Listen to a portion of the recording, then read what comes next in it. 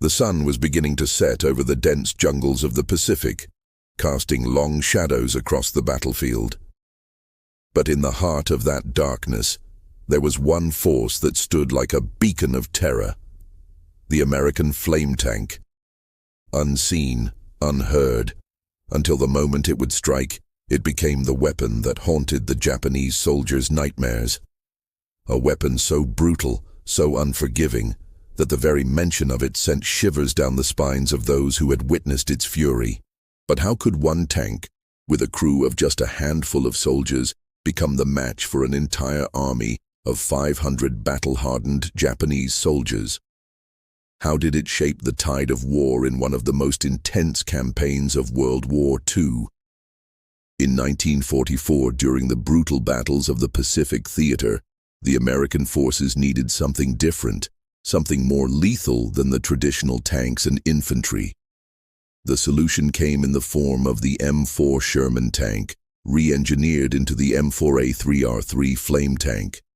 Armed with a powerful flamethrower capable of projecting fire over 100 yards, the flame tank was the very embodiment of destruction.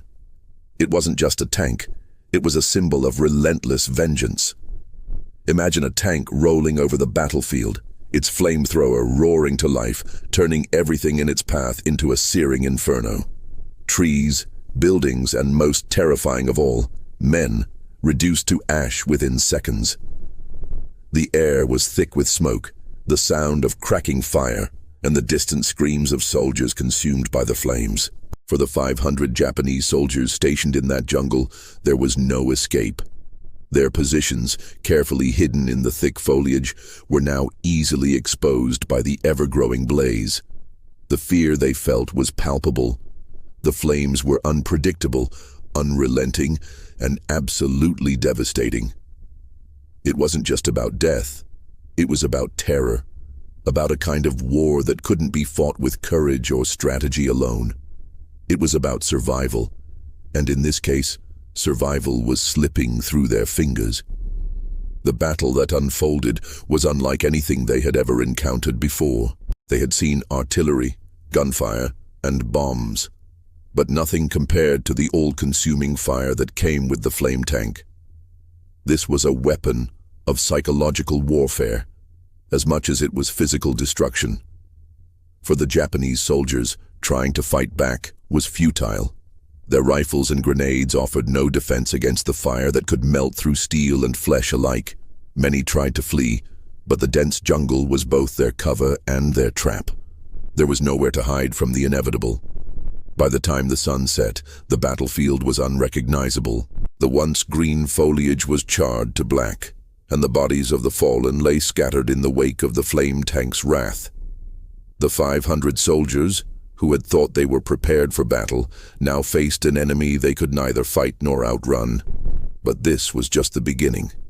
What followed would go down in history as one of the most brutal and effective tactics in the Pacific War.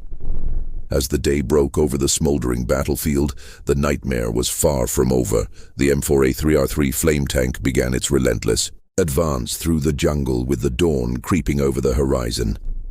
Its powerful engines roared to life once more. The crew inside knew that the task ahead was a difficult one, but they had already become the bearers of death for those on the other side. And with every pass through the jungle, they would leave nothing but devastation behind the flame. Tank moved with brutal efficiency. It crushed anything in its path. Its purpose was not only to destroy enemy positions, but to instill fear in the hearts of the soldiers who dared stand against it. The Japanese had long been known for their unyielding resolve, their discipline, and their courage. But the fire from the tank was something they could not overcome in mere hand-to-hand combat with no warning. It would engulf entire platoons in seconds and leave nothing but charred remnants of what once was. By now, the jungle had become a ghost of its former self. The once lush green canopies now lay burnt, and scorched the trees that once stood tall were now mere blackened skeletons reaching toward the sky in silent surrender. The Japanese soldiers who had witnessed this destruction began to realize the horror of what they were facing.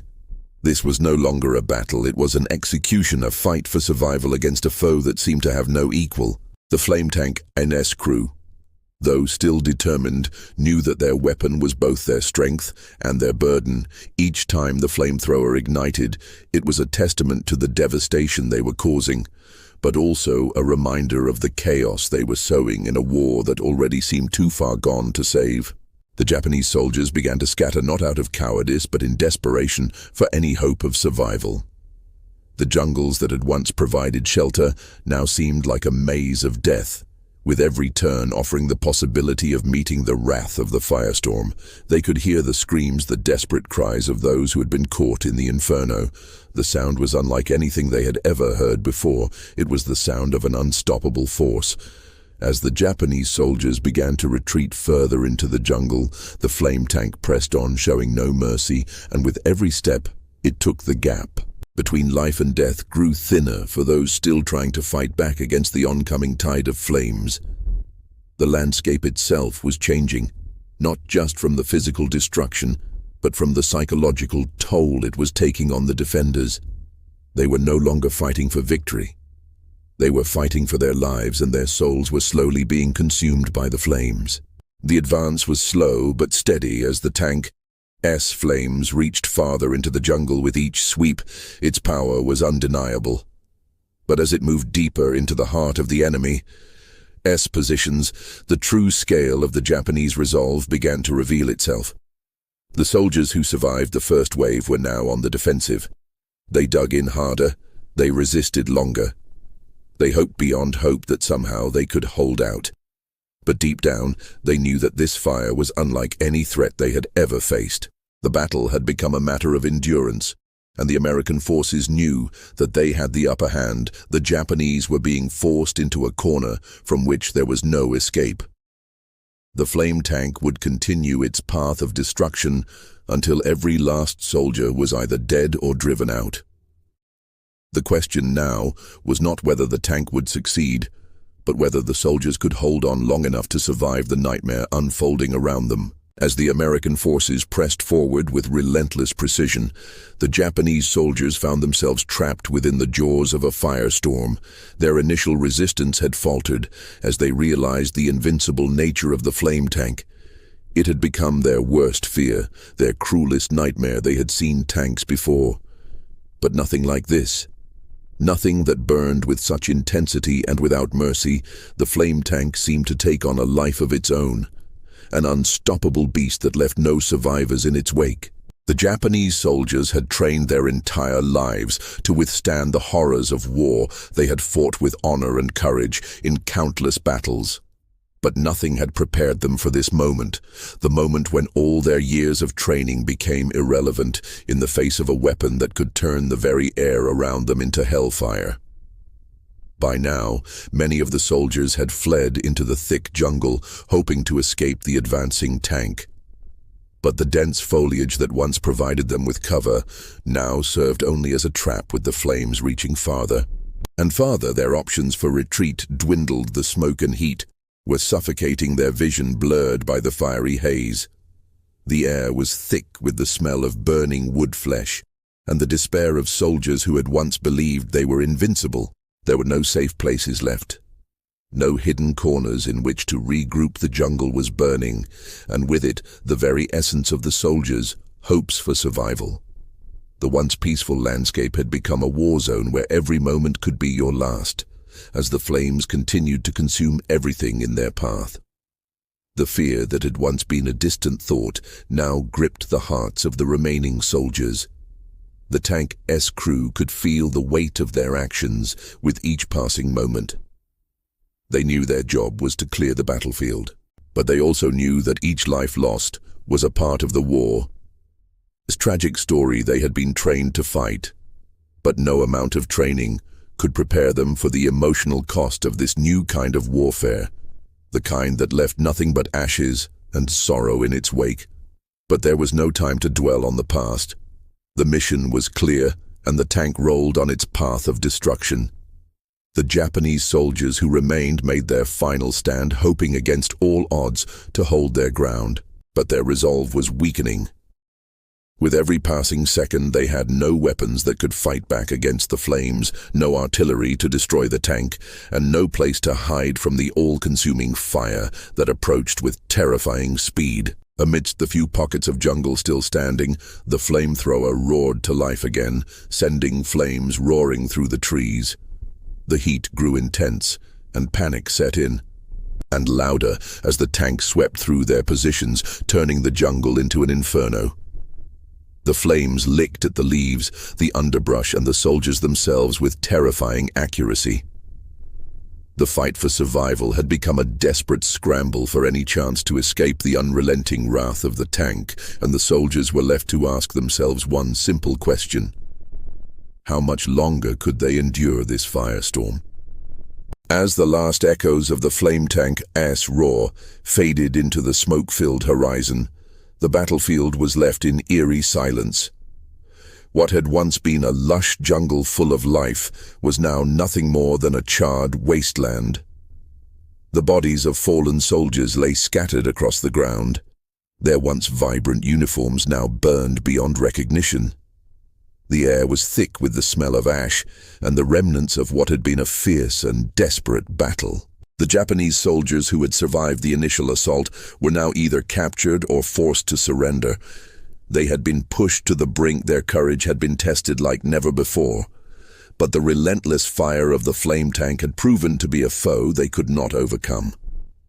What had started as a battle for survival had turned into an execution as the tank methodically swept through the jungle, eradicating any resistance in its path.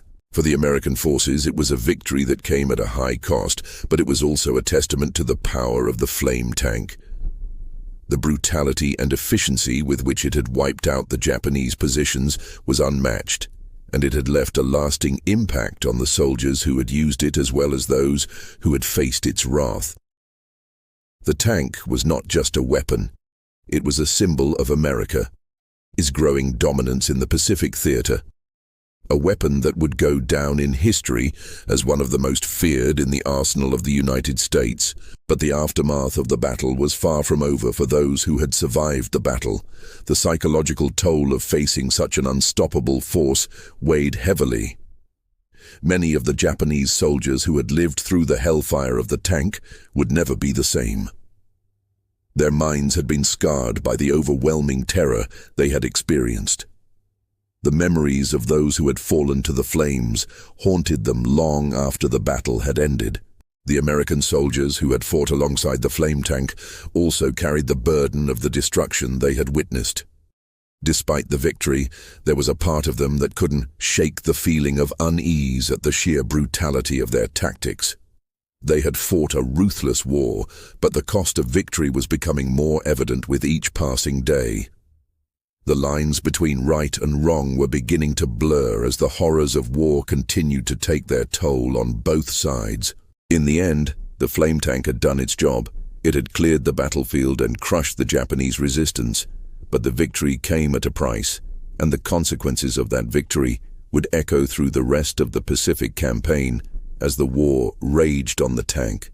Its legacy would live on, not just in history, but in the hearts and minds of all those who had been touched by its flames. The flame tank had proven to be America's most ruthless tactic in the war, but it had also revealed the dark side of warfare, a side that was not just about victory, but about the devastation that came with it. As the world would later learn, the true cost of war was not just in the lives lost, but in the souls that were forever changed by the fire.